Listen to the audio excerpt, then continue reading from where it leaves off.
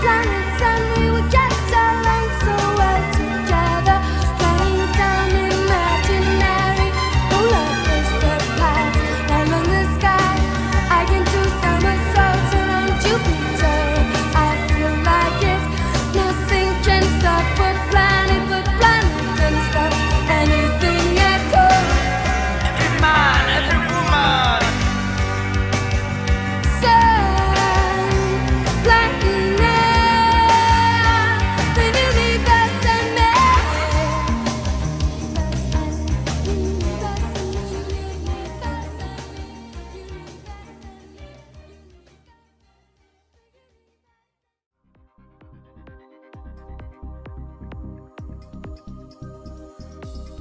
We're here today in a very special place.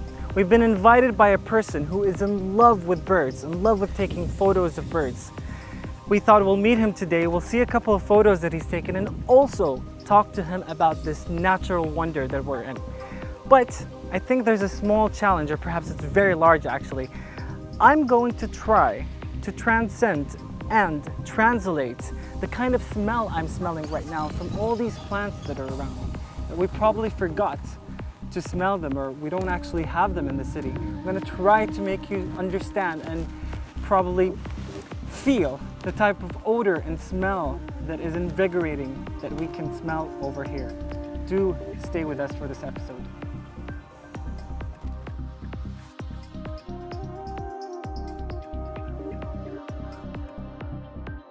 We arrived at Jahra Pools Reserve some 35 kilometers west of Kuwait City.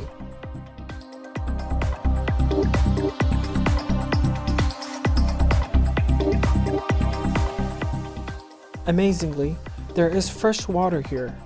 The water is artificially provided by a sewage treatment outfall within proximity of the vast salt flats and natural mud flats at the southwest corner of the bay.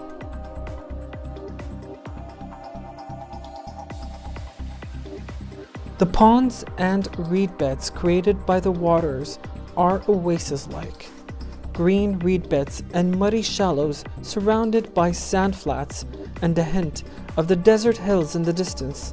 This is now, to some degree, a protected area.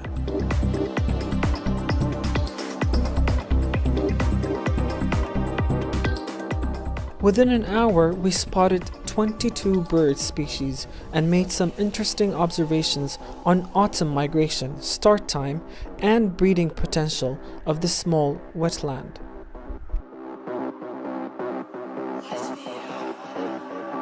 Important changes are taking place here.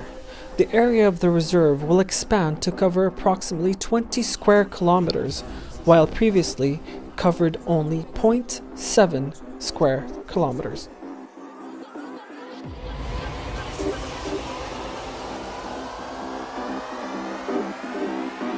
Water is being supplied from treated water and new pipe installations are being incorporated. Although a petroleum pipeline project has recently distributed parts of the reserve, the migration measures may actually help reorder and expand protected wetland habitat.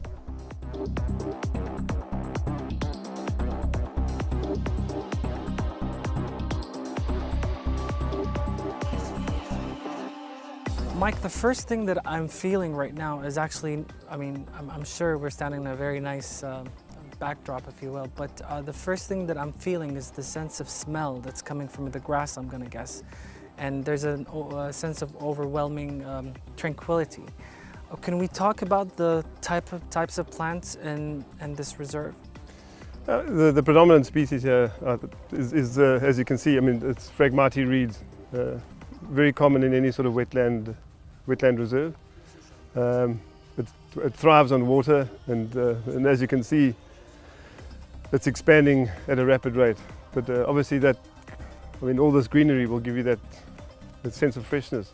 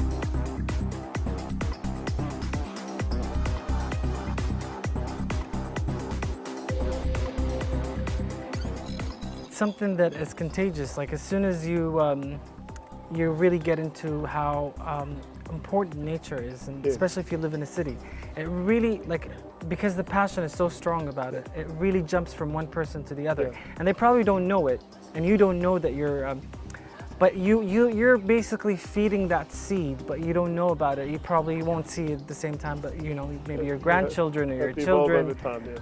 will end up in a one place, like I keep always saying, you know, like our true nation is this whole planet. It's not Yes. really Kuwait. So No, it doesn't matter what preserve. We're all part of one system, absolutely. You know, it doesn't matter what nature you're trying to preserve or trying to protect, wherever it is. So I'm sure, like, you know, what you're doing, and you will You try and pass on. pass on.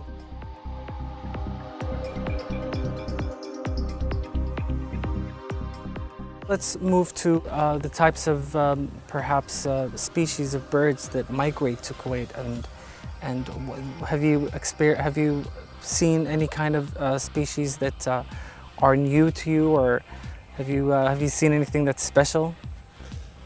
Kuwait is very important in terms of its location for migratory birds. There are 8 major migratory flyways in the world, and one of them passes directly through Kuwait. It's called the East Asia, East Africa flyway. So birds will come from as far as Siberia, fly over Kuwait and head down through East Africa, and some as far south as South Africa.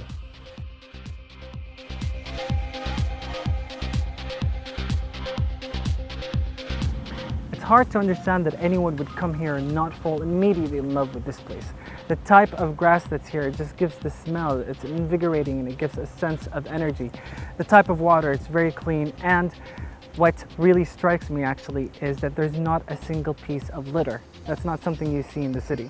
Of course, it's a gated place, it is a preserve.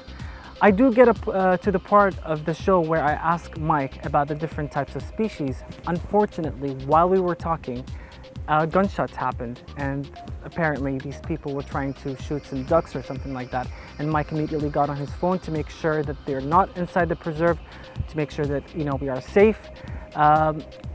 Fortunately for us, we did keep going on with our conversation, and we did talk about the pretty things and beautiful things about the preserve.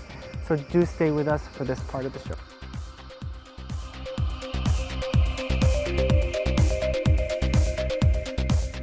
Yeah, unfortunately, that's the negative or the ugly side of what we're trying to achieve in terms of conservation.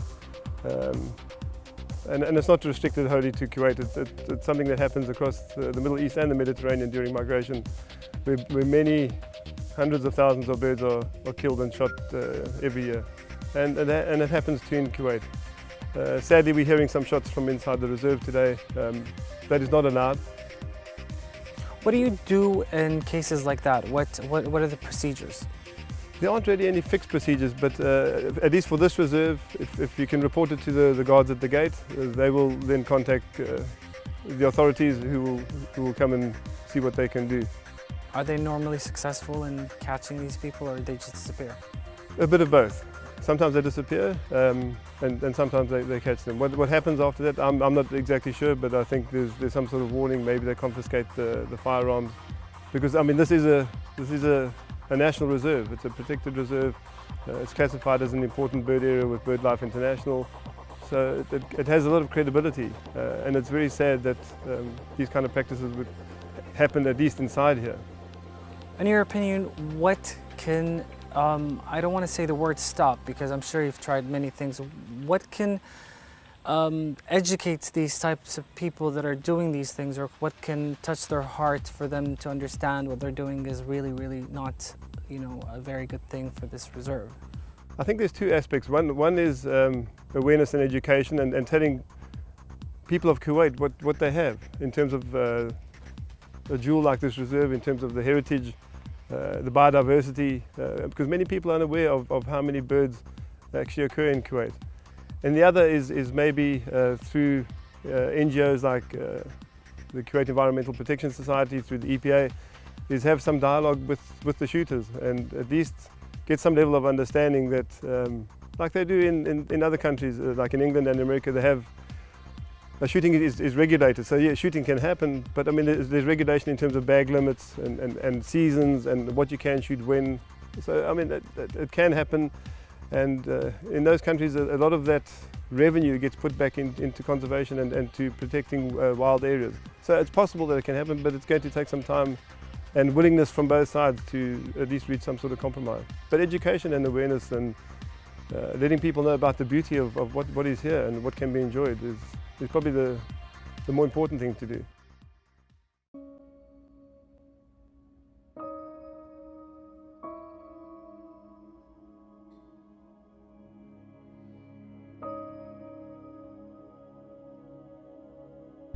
A nature reserve or bioreserve is a protected area of importance for wildlife, flora, fauna, or features of the geological or other special interest, which is reserved and managed for conservation and to provide special opportunities for study or research.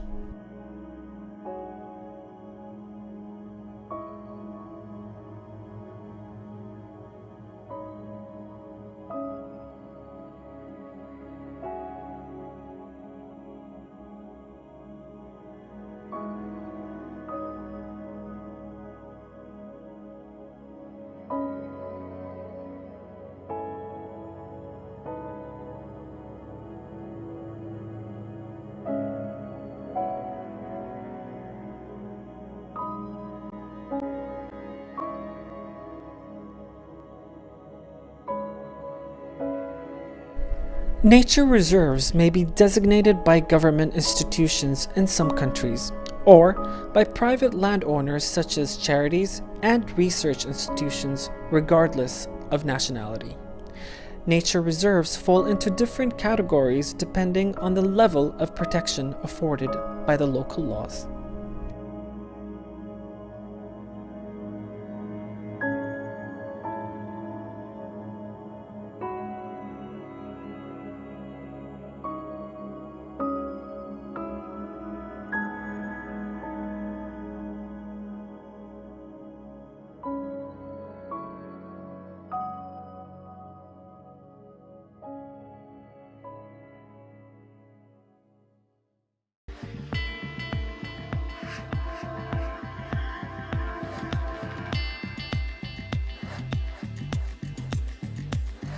You said that this place is a jewel, and I was surprised myself to have something like that in a very much of a modernized city and country, if you will. And explain why you use that term, jewel. Well, I mean, Jarrah Pools Reserve is to me the premier sort of inland wetland reserve in Kuwait. I mean, there's a couple of other reserves that are typical desert reserves. But this is the one that has got so much water and so much reed habitat. It's got a very, very big bird list. It has, over the years, many new birds for Kuwait have been discovered here. Even in this season alone, birds for the first time have been breeding because the conditions have been favourable.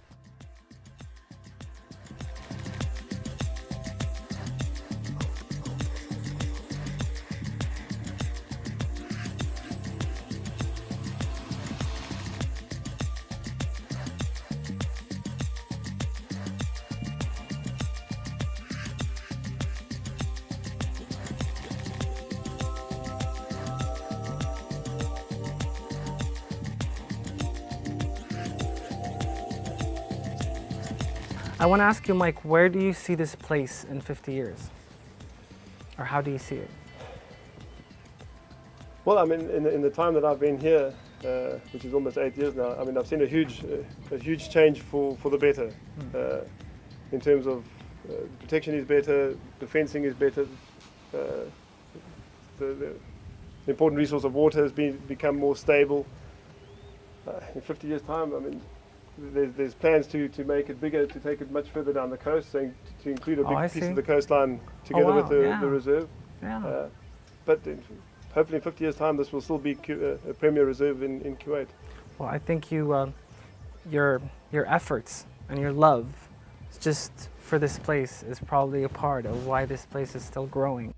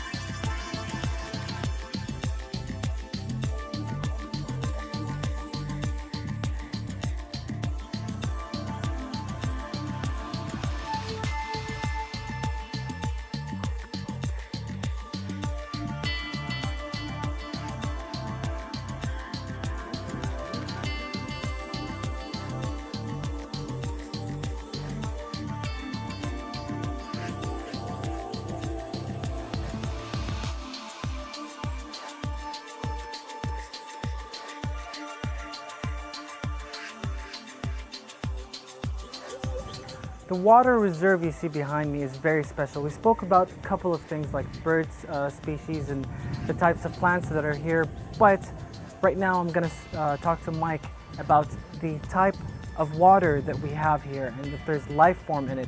We are going to talk about the beautiful water reserve you see behind me, so stay tuned for this part of the adventure.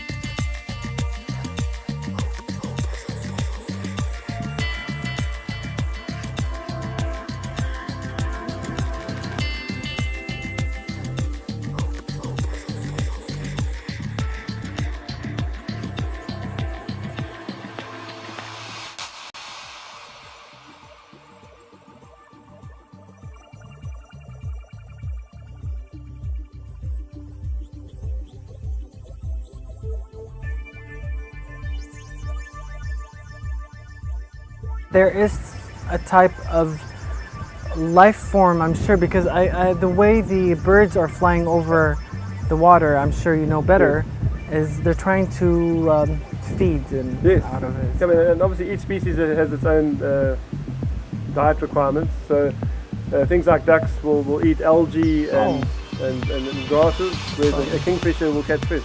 The kingfishers here that will catch fish. Is there the kingfisher? Is it the type of bird we see here in the reserve? Yes. For kingfishers, there's 3 species, and we've had all 3 recorded here. 2 are more common than the other, but you do find all 3 here.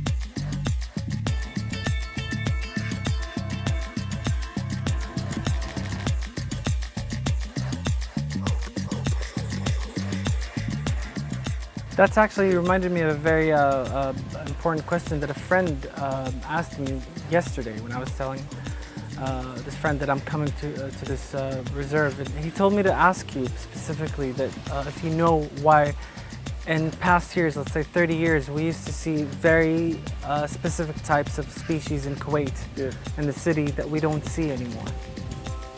So is our negligence of taking care of nature is a part of why we're seeing less of these species in Kuwait that we used to see? That's probably one of the reasons, but I mean there may be others. Other reasons could be development. I mean, as you know, I mean, not just Kuwait, but I mean Kuwait. If you take Kuwait as an example, it's expanding. I mean, in the 8 years that I've been here, new suburbs have sprung up where there was just desert before.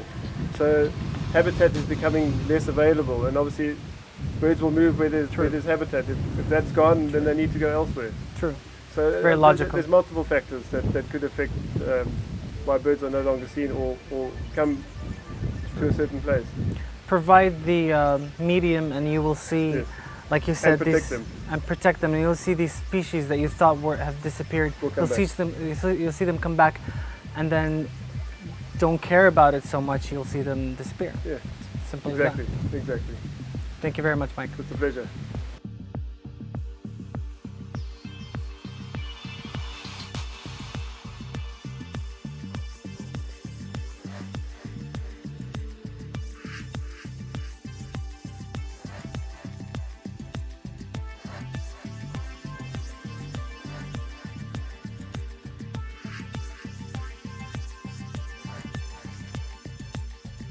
Although we're coming to the end of our show, but there's no way I'm leaving this place. There's so much to see here. The sun is still up.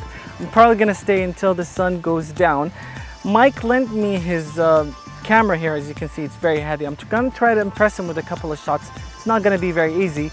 This camera is pretty heavy, and it takes a lot of practice, but I'm sure I'm gonna get a couple of nice shots. The place is beautiful. I'm sure there's a lot of things that I'm gonna take that are going to be beautiful. Thank you so much for joining. I hope you learned a couple of things here. There's so much education that you can learn from natural preserves just by being next to this. It's not the kind of education that you get elsewhere. It's just being a part of nature and being a part of the smell and the odor and the kind of colors that you see here. Thank you very much for joining. I hope to see you next week with a new adventure.